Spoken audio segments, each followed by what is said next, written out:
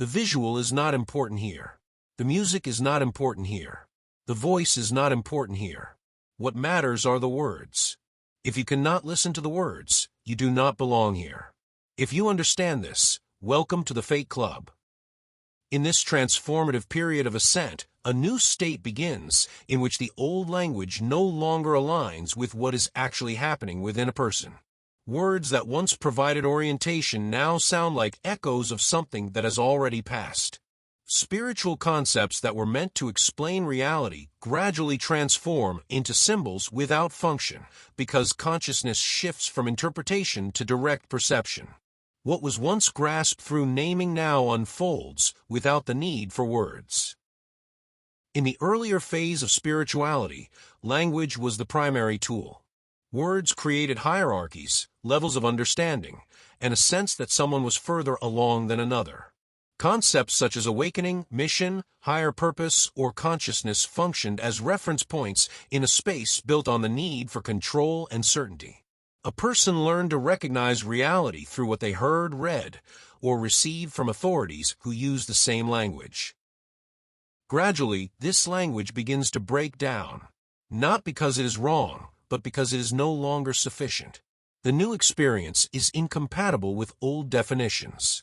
Words begin to sound empty, even though their meaning remains the same.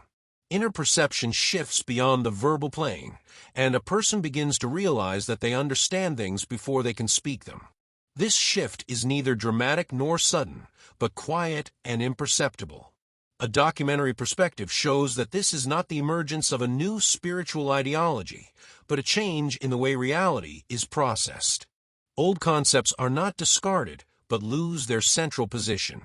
The word truth shifts from something to be found to something inseparable from direct experience. The word consciousness ceases to denote a goal and starts to describe a state that cannot be owned or presented. In the new phase, spirituality does not manifest through expanding vocabulary, but through its quieting. A person notices that they react less to concepts that once triggered strong mental images. Instead, an inner orientation emerges that requires no external confirmation. Language becomes a secondary tool, not the bearer of truth. Words are no longer the gateway to understanding, but a faint reflection of something occurring deeper. The concept of New Earth in this context appears more as a metaphor than a localized reality. It marks a transition from collective interpretation of the world to individual, silent processing of experience. Old spiritual maps cease to function because they were created for a consciousness based on distinction, comparison, and seeking meaning. The new state is characterized by the fact that meaning is no longer sought, but becomes unnecessary. The transformation of terms occurs gradually. The word energy shifts from sensation to a neutral description of attention's movement. The word frequency loses its mystical charge and begins to indicate the quality of perception without judgment. The word light ceases to be the opposite of darkness and becomes a symbol of clarity without emotional weight. These shifts do not occur intentionally, but as a consequence of a change in inner orientation. In documentary style, it is possible to observe that people in this process speak less about what they experience and live it more without the need for explanation. Communication simplifies, not because words are lacking, but because they become superfluous. Inner perception takes over the role of reality filter, and language adjusts to this new arrangement. Old spiritual concepts were often built on the idea of a path, development, and reaching higher states. The new perception dissolves this framework. Instead of a path, a state of presence emerges without direction. Instead of a goal, stability appears without the need for improvement. What was once considered progress now appears as a natural shift of attention. This process is not accompanied by euphoria or dramatic outward changes. It is quiet, imperceptible, and often only recognized in retrospect. Old words still exist, but no longer trigger identification. New terms do not even form because there is nothing to replace. Language does not update, it empties.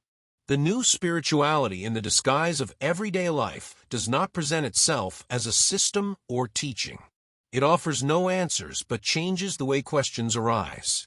A person begins to recognize that many questions were products of language, not of reality itself. When language retreats into the background, the questions naturally dissolve. In this state, inner perception becomes the primary reference point, not as intuition in a mystical sense, but as quiet processing of information without the need for immediate reaction. Words come later, if at all. Reality is not explained, it is registered. A documentary record of this transition would not show dramatic events, but small shifts in how a person uses language. Less evaluation, fewer labels, less need to share inner processes. More space between words and more meaning in the silence that arises between them. New Earth, as a concept, does not designate a new world, but a new relationship to reality. The world does not change outwardly, the way it is perceived changes. Old spiritual concepts do not become false, but archives of experience that are no longer current. New perception needs no archive because it occurs in real time. This process has no goal or conclusion. It cannot be hastened or slowed. It occurs as an adaptation of consciousness to an environment in which words lose their dominant role. A person learns to trust what they perceive before naming it. Language becomes a tool, not an authority. If you understand this, welcome to the club.